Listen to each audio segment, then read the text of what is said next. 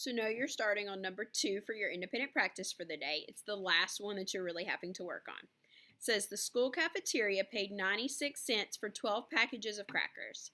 How much did each package cost? So hopefully you've already read through that problem and you've already set it up. So I would expect to see your question. The question's asking how much would one packet of crackers cost? So I've underlined each and off to the side wrote 1 because each packet is letting me know I'm talking about one packet of crackers here, and I want to know how much that they cost. The school cafeteria paid a total of 96 cents, and when they did that, they got 12 packages of those crackers, and we want to know how much one cost. So I'm going to do 96 cents, and I'm dividing it into 12 groups to know how much they paid for that one. So what I'm going to do is I'm looking at this problem, and the second number being a whole number is how many groups I'm going to need. So I'm going to draw 12 circles underneath my problem for those 12 groups.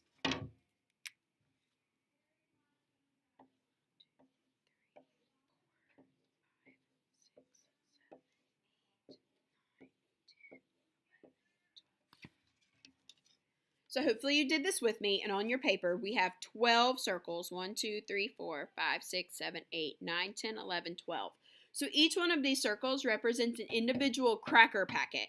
And when we start putting things on the inside, that's going to be us dividing out the price to find out how much one packet of crackers would cost. So now I'm going to start by looking at 96 cents. Okay, so this would be 96 cents, and if I look at it, the 9 is in the tenths place, the 6 is in the hundredths place. So I'm thinking I need 12 groups. Well, if I look at just the 9, 12 is bigger than 9, so I know I can't put 1 in each group. But what I can do is think about my place value and go ahead and move that down. So 9 tenths is the same thing as 90 hundredths. We just added a 0 on the end and it's moving to the next place value. So instead of thinking about 9 tenths like the base 10 rods, we're now thinking about 90 little cubes that would essentially be a hundredth. But since I'm now in the hundredths place, I've got to bring down that 6 that's still in the hundredths place. So 90 plus 6. I now have 96 hundredths that we're going to think about distributing out to these circles.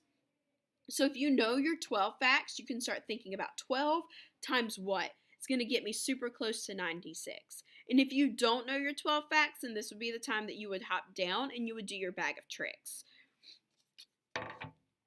So I know 1 times 12 is equal to 12.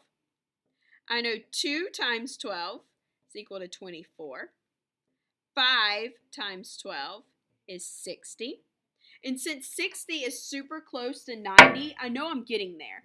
If I jump to 10 times 12 in our pattern where we do 1, 2, 5, 10, 20, 50, 10 times 12 is 120. And 120 is bigger than the number I'm looking for. So I don't want to do that. So I'm just going to continue with 6, 7, 8 until I get to a number that's bigger than 96.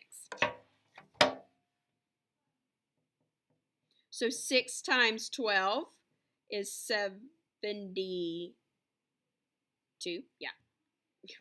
7 times 12 is 84. 8 times 12 is 96. And 96 is that special number that we're looking for. So I know I'm done. So I'm really going to focus on this 8 times 12.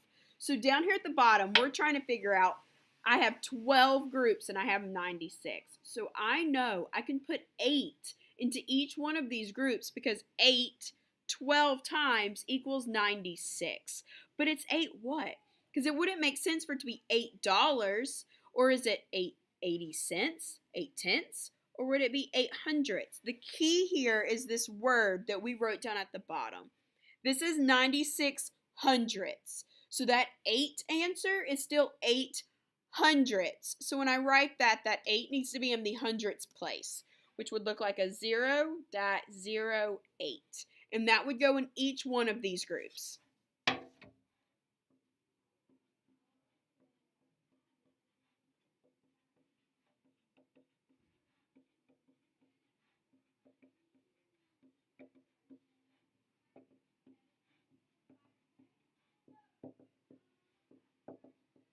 Okay. So now I have filled in each one of my cracker packets, and we know that they were 800ths or 8 cents. So how much did each cost? Each cost 8 cents.